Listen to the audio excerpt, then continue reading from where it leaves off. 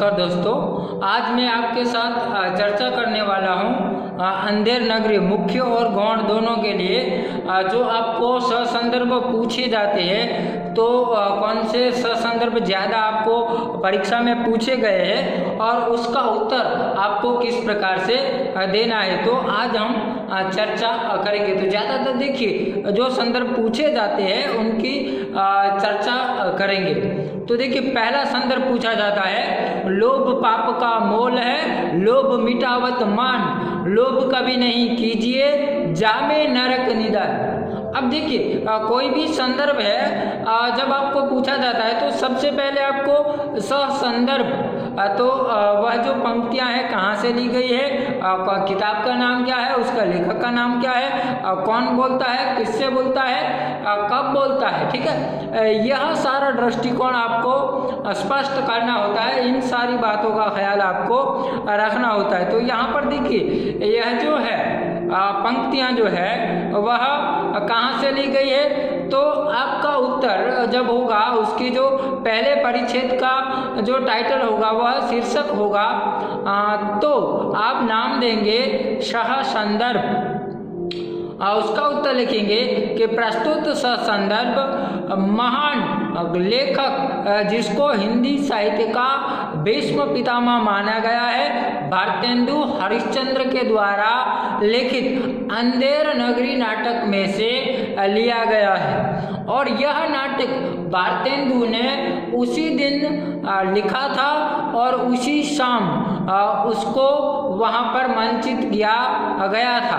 और यह जो संदर्भ है, यह जो पंक्तियाँ हैं वह महंत या तो गुरु अपने शिष्यों को संबोधित कहते हुए नजर आते हैं। तो यह आएगा आपका ससंदर्भ में। दूसरा आएगा प्रसंग। तो प्रसंग कौन सा है, तो देखिए कि प्रस्तुत संदर्भ जो है वह अंधेर नगरी जो नाटक है उसके प्रथम दृश्य के अंत में जब पर्दा गिरने वाला होता है तब महंत जो है अपने शिष्यों को समझाते हुए प्रस्तुत संदर्भ बोलते हैं।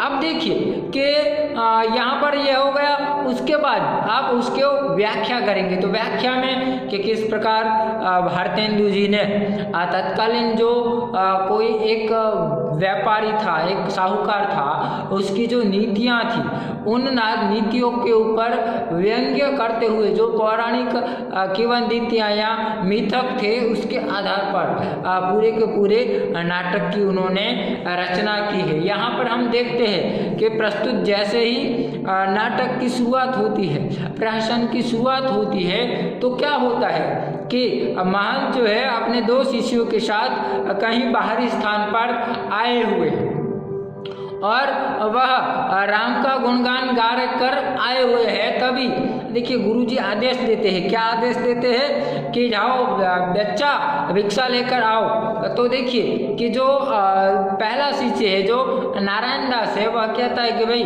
नगर तो बाहर से अच्छा मिलता है। तब जो दूसरा शिष्य है गोवर्धन दास वो क्या कहता है कि यहाँ के लोग तो बड़े मालदार हैं। उसका यह उत्तर सुनते ही गुरु को लगता है कि यह जो मेरे शिष्य है इनको लालची नहीं होना चाहिए। साधु का पहला लक्षण है कि कभी भी उसको किसी भी प्रकार की लालच रखनी चाहिए नहीं। तो इसलिए देखिए वह क्या करते हैं, अपने शिष्यों को संबोधित होते हुए प्रस्तुत संदर्भ बोलते हैं कि लोभ पाप का मूल है, लोभ मिटावत मान, लोभ कभी नहीं कीजिए, यामे नरक निदान। तो यहाँ पर देखिए वह अपने शिष्यों को आगाह करते हैं कि हमें कभी भी लोभ या लालच रखनी चाहिए नहीं। क्यों?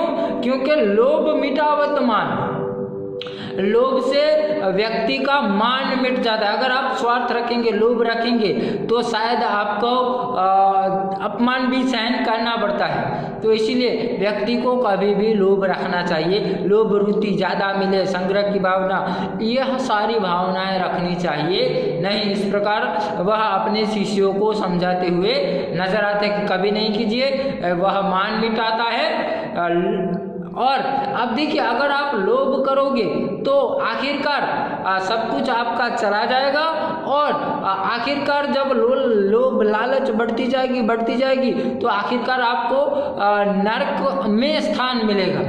तो यानी अगर आप ज़्यादा लालच रखते हो, अगर आप ज़्यादा लोभ करते हो, तो आखिरकार आपका आखिरी स्थान कौन सा है? नर्क का है। इसलिए अगर आपको नर्क से बचना है तो आपको लोभ से बचना होगा। तो इस प्रकार व्यक्ति को जीवन में कभी भी लोभ नहीं करना चाहिए। वह भले ही गुरु जो है अपने चेलों को बताते हैं, मगर यही बात भारतेंदु जी जो पाठक को बताते हैं कि व्यक्ति को कभी भी लोभ करना चाहिए नहीं। तो इस प्रकार हम कह सकते हैं कि गुरु जो है, महंत जो है, अपने चेलों को लोभ से बचने की सलाह देते हुए उनको लोभ से बचने को आगाह करते हुए नजर आते हैं। तो यह जो है पूरी का पूरा घटनाक्रम प्रथम दृश्य का है। अब इसमें देखिए विशेषता देखेंगे तो गुरु और शिष्यों के बीच संवाद हो रहा है, महंत और शिष्यों के बीच। प्रस्तुत संदर्भ जो है वह महंत बोलते हैं। प्रस्तुत संदर्भ महंत अपने शिष्यों को संबोधित होते हुए बोलते हैं। महंत को ऐसा लगता है कि शायद उनके शिष्य थोड़े लालची है, इसीलिए उनको लालच से बचाने के लिए प्रस्तुत संदर्भ उदाहरण के साथ बोलते हैं। यहाँ पर देखिए वह उदाहरण के साथ कि अगर आप लोभ करोगे तो आपका मान मिट जाएगा, ठीक है। लोभ कभी नहीं कीजिए, लोभ मिटावत मान। तो इस प्रकार देखिए कि वह दूर करना चाहता है, और आखिरकार अगर आप लोभ करोगे तो आपको नरक में जाना पड़ेगा, यह समझाते हुए नजर आते हैं। तो नरक का उदाहरण देकर व्यक्ति को कभी भी लोभ नहीं करना चाहिए, यह समझाते हुए नजर आते हैं। यहाँ पर देखिए दोहा अलंकार, उदाहरण अलंकार, इस प्रकार के अलंकारों का भी प्रयोग होता है। और इस प्रकार भारतेंदु जी है पाठक को लालची नहीं होना चाहिए, यह समझाते हुए नजर आते हैं। तो इस प्रकार जब आपको यह संदर्भ पूछा जाएगा तो पहले आपसे संदर्भ कहाँ से लिया गया है, उसका प्रसंग कौन सा है, उसका पूरा घटनाक्रम जो है व्याख्या में आएगा, और उन पंक्तियों से जो संदर्भ पूछा गया है उसमें कौन कौन सी विशेषताएं हैं, यह विशेषताएं आपको यहाँ पर बतानी होगी। तो इस प्रकार यह जो है संदर्भ, इसकी चर्चा इस प्रकार होती है।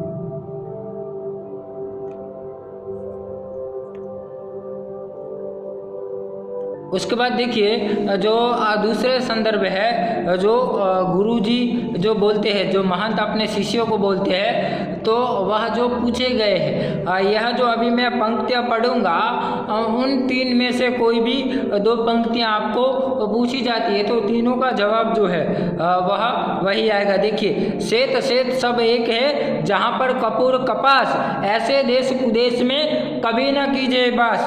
कोकिल वायस एक सम, पंडित मूर्ख एक, इंद्रायण डायरम विषय, जहाँ न नेकू विवेक। बचिए ऐसे देश नहीं, जहाँ न कनक वृष्टि जो होए, रहिए तो दुख पाइए, प्राण दीजिए सोए। अब देखिए यह जो तीनों हैं, कभी कभार कोई भी इन 6 पंक्तियों में से कोई 2 पंक्तियां है ना, कभी कभार श्वेत श्वेत सब एक है पूछा जाता है, कभी कोकिल वायस, और कभी बसिए ऐसे देश नहीं, ठीक है। तो यहाँ पर देखिए यह जो पंक्तियां हैं, तो उसका उत्तर जैसे ही हमने पहले कहा उसी प्रकार कि प्रस्तुत संदर्भ महान लेखक, विचारक, क्रांतिकारी विचारक भारतेंदु जी द्वारा लिखित प्रहसन नाटक अंधेर नगरी में से लिया गया है। प्रस्तुत पंक्तियाँ महंत जो है अपने शिष्यों को संबोधित कहते हुए नजर आते हैं, और उसमें भी वह ज़्यादा जो भार है वह गोवर्धन दास पे देते हैं। उनके 2 शिष्य, मगर उसको ज़्यादा भार गोवर्धन दास के ऊपर देते हैं और उसको कहते हुए नजर आते हैं। उसके बाद देखिए प्रसंग की चर्चा करें तो प्रस्तुत प्रसंग अंधेर नाटक जो है, अंधेर नगरी नाटक, उसके तीसरे दृश्य में नजर आता है जब गोवर्धन दास जो है ज़्यादा मिठाई लेकर आता है, तो वहाँ पर जब उनको इस नगरी के बारे में महंत को पता चलता है तो वह अपने शिष्यों को यहाँ पर नहीं रहना चाहिए, वह समझाते हुए नजर आते। व्याख्या में देखिए कि गुरु जो है जब उनको पता चलता है, जब गोवर्धन दास जो है वह ज़्यादा मिठाई लेकर आया है, तो वह उससे पूछते हैं कि भाई ऐसे कौन से महात्मा से, धर्मात्मा से भेंट हो गई कि तुम इतनी सारी मिठाई लाए? तो वह कहता है कि नहीं, मुझे 7 पैसे भिक्षा में मिले थे, उसकी मैं 3-4 मिठाई लाई। अच्छा ऐसा क्या है? तो वह कहता है कि भाई इस नगरी का चाल है कि हर एक चीज़ जो है वह टके से होती है। तो देखिए गुरु जी कहता है कि हाँ मैंने तो सुना था मगर मुझे विश्वास नहीं हुआ।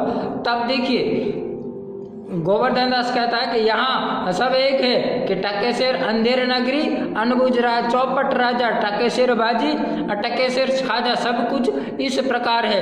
तब यह बात पता चलते ही वह अपने शिष्यों को समझाते हैं कि भाई ऐसी नगरी में हमें रहना चाहिए नहीं। वह उदाहरण देते हैं कि देखिए श्वेत श्वेत सब एक है, जहाँ कपूर कपास यानी कि जहाँ पर सफ़ेद सफ़ेद श्वेत श्वेत एक समान है, कपूर और कपास में कोई अंतर नहीं है। तो ऐसे कुदेश में यह अच्छा देश नहीं होता है, ऐसे देश में हमें रहना चाहिए नहीं। और इसलिए देखिए वह अगला उदाहरण देता है कि कोकिल और कोयल दोनों है, यानी कि गुणवान के गुण की प्रशंसा होनी चाहिए, यहाँ पर नहीं हो रही है। तो वहाँ पर इंद्रन डाड़म और इन सबको एक समान माना गया, यानी अगर गुणवान का महत्व नहीं है, सब एक समान है, तो वहाँ पर हमें रहना चाहिए नहीं। जहाँ पर पंडित मूर्ख सब एक है और जहाँ कुछ भी नेकता या विवेकता नहीं है, वहाँ पर हमें रहना चाहिए नहीं। और इसी बात को देखिए आगे वह समझाते हुए क्या कहते हैं कि बस ये ऐसे देश नहीं कनक वृष्टि जो हो, यानी अगर ऐसा देश में अगर सोने की बारिश भी हो रही हो तब भी हमें ऐसे नगर में रहना चाहिए नहीं। रहिए तो दुख पाइए, प्राण दीजिए रोए। अगर आप भले ही सोने की बारिश होती हो मगर जहाँ पर गुणवान के और मूर्ख में, पंडित और मूर्ख में, कोयल और कौवे में, कपास और कपूर में अगर कोई अंतर नहीं है तो ऐसे देश में नहीं रहना चाहिए। वहाँ पर चाहे सोने की बारिश हो, अगर वहाँ पर रहते हैं तो आपके प्राणों से हाथ धोना पड़ेगा। तो इस प्रकार वह इस नगर में क्यों नहीं रहना चाहिए, वह विभिन्न प्रकार के उदाहरणों के माध्यम से अपने शिष्यों को समझाते हुए नजर आते हैं, यानी वह अपने शिष्यों को उपदेश देते हुए नजर आते हैं। तो इस प्रकार आप जो थोड़ी बहुत पहले दृश्य की कथा वस्तु, उसके बाद थोड़ी बहुत दूसरे दृश्य की, और ज़्यादातर जो है यह जो तीसरा दृश्य है कि कैसे वह भिक्षा मांगकर आता है गोवर्धन दास, कैसे गुरु और महंत के बीच चर्चा, महंत और चेलों के बीच चर्चा होती है और किस प्रकार इस नगरी में नहीं रहना चाहिए, वह समझाते हुए गुरु नजर आते हैं। तो यहाँ पर देखिए विशेषता वही बनेगी जो आगे है कि प्रस्तुत संदर्भ गुरु जी बोलते हैं, प्रस्तुत संदर्भ गुरु जी अपने चेलों को संबोधित होते हुए बोलते हैं, और उन चेलों में भी वह ज़्यादा गोवर्धन दास को समझाते हुए नजर आते हैं। वह विभिन्न उदाहरणों के द्वारा यह बात समझाते हुए नजर आते हैं। यहाँ पर देखिए उदाहरण अलंकार और अंत्यानुप्रास है ना, अनुप्रास अलंकार का भी उदाहरण देखने को मिलता है। ऐसे नगर में नहीं रहना चाहिए, वह समझाते हैं, अगर रहेंगे तो आपके प्राण संकट में पड़ जाते हैं, ऐसा समझाते हुए नजर आते हैं। तो इस प्रकार यह सारी विशेषताएं जो है वह बनती है। उसी संदर्भ में देखिए कई बार यह जो तीसरा दृश्य है उसी में से पूछा जाता है कि अगला संदर्भ है, मैं पढ़ूंगा कि मैं तो इस नगरी में अब एक क्षण भी नहीं रहूंगा, देख मेरी बात मान, नहीं तो पीछे पछताएगा। मैं तो जाता हूँ पर इतने कहे जाता हूँ कि कभी संकट पड़े तो हमारा स्मरण कर लेना। तो यहाँ पर देखिए संदर्भ में वही बात आएगी कि गुरु गोवर्धन दास को कहते हैं, अपने शिष्यों को कहते हैं, और प्रसंग है कि बार बार वह समझाते हैं, मगर फिर भी जब गोवर्धन दास जो है वह अंधेर नगरी को छोड़कर जाने के लिए तैयार नहीं होता, तब गुरु कहते कि अब मैं तो यहाँ पर रहने वाला नहीं हूँ, तुमको समझाता हूँ मगर फिर भी तुम नहीं समझते हो, तो कहता हूँ कि अगर कोई भी संकट हो तो मुझे याद करना, ठीक है। तो यहाँ पर देखिए वापिस व्याख्या में वही बात कि बार बार विभिन्न प्रकार के उदाहरणों के माध्यम से व्याख्या में आएगा, माध्यम से वह समझाता है। मगर गोवर्धन दास जो है वह निकम्मा व्यक्ति है, उसको मेहनत करना अच्छा नहीं लगता, उसको अन्य जगह रुका रहना पड़ता है, तो यह पसंद नहीं है, इसलिए वह क्या करता है, तो वह अंधेर नगरी को छोड़कर जाना नहीं चाहता। और गुरुजी को भी कहते हैं कि आप भी यहाँ रह जाइए, मगर गुरुजी कहता है कि नहीं, अब मैं एक क्षण भी यहाँ पर रह सकता नहीं हूँ, और तुमको भी कहता हूँ कि चलो वरना तुम पछताओगे। और फिर भी देखिए आखिरकार तो वह गुरु है, कहते हैं फिर भी अगर तुमको कोई संकट हो तो मुझे याद कर लेना। तो यहाँ पर देखिए वह व्याख्या ही आगे बढ़ेगी। विशेषता यही है कि बार बार समझाते हैं गुरुजी अब एक क्षण भी यहाँ पर रहने के लिए तैयार नहीं है, अगर संकट पड़े तो उनको याद करने के लिए कहते हैं। तो एक सच्चा गुरु जो है वह अपने शिष्यों को सच्ची राह दिखाता है, मगर फिर भी सच्चे नहीं मानते तो आखिर समय में भी वह उसकी सहायता करने के लिए तैयार रहते हैं। तो इस प्रकार यहाँ पर भी यही बात जो है साबित होती है। तो यहाँ पर देखिए यह संदर्भ जो है तीसरे दृश्य में ये जो 6 पंक्तियाँ और आखिरी कार कि मैं तो अब एक क्षण भी नहीं रहूँगा, वह आपको तीसरे दृश्य में से पूछा जाता है। और यह भी कौन, गुरु अपने शिष्यों को बोलता है। और अगला संदर्भ जो गुरु के द्वारा, अब देखिए मैंने आज क्या किया है कि जो गुरु के द्वारा जो संदर्भ बोले गए हैं उनको केंद्र में रखकर ही आपके सामने चर्चा कर रहा हूँ। तो आपको ये जो आखिर की 2-3 जो विशेषताएं वही बदलेगी, बाकी सब कि गुरु बोलता है, शिष्य को बोलता है, समझाते हुए बोलता है, यह बात बार बार रिपीट होगी, ठीक है। तो जहाँ न धर्म न बुद्धि न नीति न सुजन समाज ते ऐसे ही आपहु न से जैसे चौपट राज। अब देखिए प्रस्तुत जो संदर्भ है वह कौन बोलता है, गुरु बोलता है। किसको बोलता है, तो अपने शिष्यों और उस समय जो भी समाज हाजिर है, जो भी लोग हाजिर है उनको, और जो पाठक है उनको भी क्या कहते हैं। तो देखिए यहाँ पर प्रसंग भी आएगा कि यह जो प्रसंग है वह कब का है, तो यह जो आखिरी दृश्य है और उसमें भी अब नाटक का अंत होने वाला है, नाटक समाप्त होने वाला है। और तब जब राजा जो है जो फांसी पर लटकने के लिए तैयार हो जाता है, और तब इस घटनाक्रम को केंद्र में रखकर प्रस्तुत प्रसंग जो है बात जो है गुरुजी कहते हैं। देखिए अब जो व्याख्या में आप पूरी की पूरी जो कथा वस्तु है 6 के 6 दृश्य की वह लिख सकते हो। और अंत में जब गुरुजी चालाकी से अपने जब गोबर को फांसी लगने वाली होती है तो गुरु अपनी चालाकी से किस प्रकार अपने शिष्यों को बचाकर वहाँ पर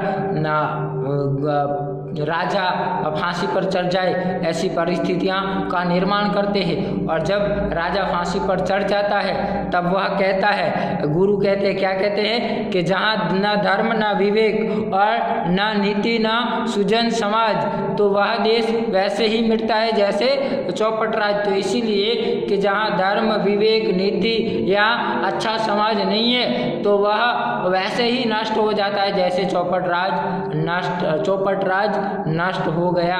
तो इस प्रकार यहाँ पर वह उद्देश्य देते हुए नजर आते हैं। विशेषताएं में भी वही बात आएगी कि गुरु बोलते हैं, शिष्य से बोलते हैं कि जहाँ सुजन समाज नहीं है, जहाँ धर्म नहीं है, जहाँ नीति नहीं है, वहाँ पर देखिए उस राज्य का, उस व्यक्ति का, चाहे व्यक्ति हो चाहे राज्य हो, उसका तो नाश होने वाला ही है। तो इस प्रकार अलग कई सारे उपदेश देते हुए गुरु हमारे सामने आते हैं। यहाँ पर जो चौपट राज है अंत में खुद के जीवन को ही चौपट कर देता है। तो इस प्रकार यह जो ज़्यादातर जो संदर्भ थे प्रथम दृश्य के, तीसरे दृश्य के और छठे दृश्य के जो गुरु द्वारा बोले गए थे उसकी चर्चा मैंने आपके सामने की।